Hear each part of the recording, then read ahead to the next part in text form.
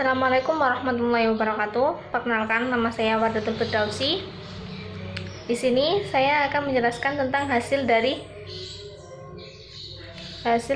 perencana pelaksanaan dan pembelajaran dengan materi pelajaran sejarah peminatan dan materi pokoknya ilmu sejarah dan berpikir sejarah. Di sini saya akan menjelaskan tentang sejarah sebagai ilmu, sejarah sebagai kisah, sejarah sebagai peristiwa, dan yang terakhir sejarah sebagai seni. Baiklah, langsung saja pada materi. Yang pertama ialah sejarah sebagai ilmu. Cirinya adalah sebagai berikut.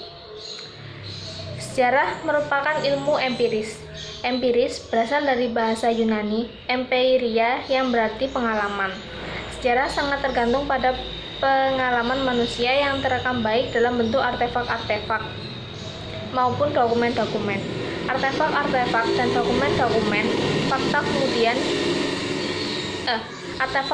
dan dokumen-dokumen yang merupakan data tersebut diteliti oleh sejarawan untuk menemukan fakta, kemudian diinterpretasikan atau ditafsirkan untuk dibuat dalam bentuk tulisan sejarah.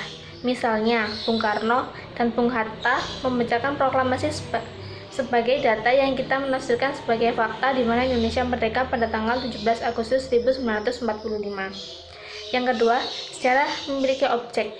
Objek berasal dari bahasa Latin objectus yang berarti di hadapan, sasaran, dan tujuan.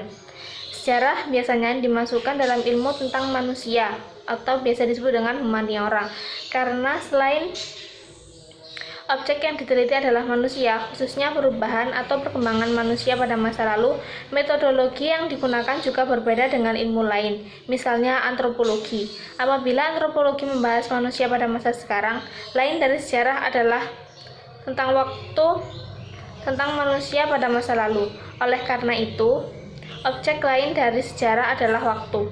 Waktu di sini adalah waktu manusia. Dengan demikian, soal asal mula selalu menjadi bahasan utama sejarah. Misalnya, maksudnya Islam di Indonesia apakah pada abad ke-8 atau ke-13? Seharusnya tidak menjadi persoalan bagi sejarawan asalkan penjelasannya dapat diterima. C. Sejarah mempunyai generalisasi. Generalisasi dari bahasa Latin generalis yang berarti umum. Sama halnya dengan ilmu-ilmu lain, sejarah juga menarik kesimpulan-kesimpulan umum dari pengamatan yang dilakukan. Menurut Sarjono Kartodirjo, generalisasi dalam sejarah sebenarnya merupakan suatu pertentangan arti dalam istilah contradictio in terminis. Generalisasi menunjuk pada suatu keteraturan dalil atau hukum yang berlalu untuk beberapa kasus, sedangkan sejarah didefinisikan sebagai ilmu yang mengungkapkan peristiwa dan keunikannya di mana hal-hal unik itu menunjuk kepada suatu yang sekali terjadi atau tidak terulang lagi. D. Sejarah mempunyai metode. Metode berasal dari bahasa Yunani metodos yang berarti cara.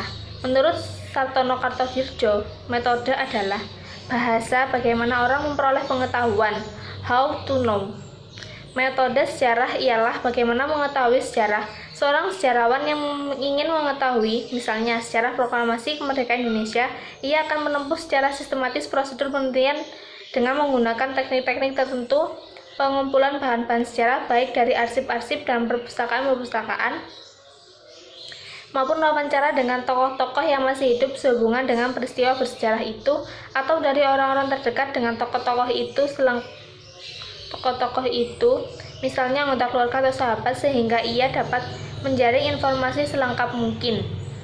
Selain keterampilan teknis praktis dari metode ini, seorang sejarawan harus dilengkapi pula dengan pengetahuan metodologis, teoritis, bahkan juga filsafat. Sejarawan harus mengetahui bagaimana ia menggunakan ilmu metode itu pada tempat yang seharusnya. Yang C. Sejarah memiliki teori. Teori berasal dari bahasa Yunani teoria yang berarti renungan. Seperti ilmu lainnya, sejarah juga memiliki teori pengetahuan yang sering disebut filsafat secara kritis. Filsafat sejarah kritis. Teori dalam sejarah pada umumnya berisi suatu kumpulan tentang kaidah pokok atau ilmu. Menurut Kuntowijoyo, terutama menurut Lubas yang dikutip oleh Syamsuddin, teori dalam sejarah, terutama dalam ekspansi sejarah, pada umumnya digunakan untuk mengidentifikasi dan mendefinisikan suatu keberadaan kolektif, untuk merekonstruksi suatu perangkat kepercayaan menurut suatu analisis karakter kolektif, untuk menguji kebenaran dan ketepatan penjelasan suatu peristiwa kolektif. Teori adalah sangat esensial dalam kajian tentang segala fenomena pada masa lalu maupun masa sekarang yang tidak terbuka untuk diamati secara langsung. Fenomena kolektif itu misalnya lembaga-lembaga, kelompok-kelompok, peristiwa-peristiwa kolektif. Yang kedua, sejarah sebagai fakta. Sejarah sebagai fakta dapat didefinisikan sebagai suatu unsur yang dijabarkan baik secara langsung maupun tidak langsung dari dokumen-dokumen atau sumber sejarah setelah melalui serangkaian pengujian dan kritik. Dokumen-dokumen atau sumber sejarah yang merupakan data tersebut diteliti oleh sejarawan untuk menemukan fakta tersebut, kemudian diinterpretasikan dan ditafsirkan. Yang ketiga, sejarah sebagai cerita atau kisah. Sejarah sebagai cerita atau kisah adalah peristiwa sejarah yang diceritakan atau dikisahkan kembali sebagai hasil rekonstruksi ahli sejarah terhadap sejarah sebagai peristiwa. Sejarah sebagai cerita merupakan rekonstruksi dari suatu peristiwa baik yang dituliskan maupun diceritakan oleh seseorang, sehingga sejarah dapat berupa kisah yang berbentuk lisan atau tulisan.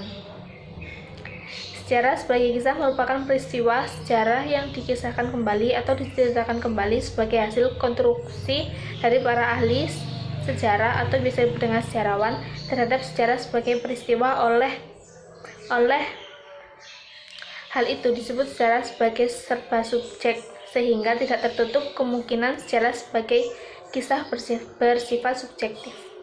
Yang terakhir ialah sejarah sebagai seni.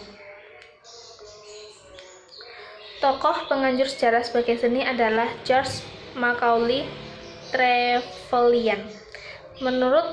Menurutnya, menulis sebuah kisah peristiwa sejarah tidaklah mudah karena memerlukan imajinasi dan seni. Dalam seni, dibutuhkan intuisi, emosi, dan gaya bahasa. Sejarah dapat juga dilihat sebagai seni.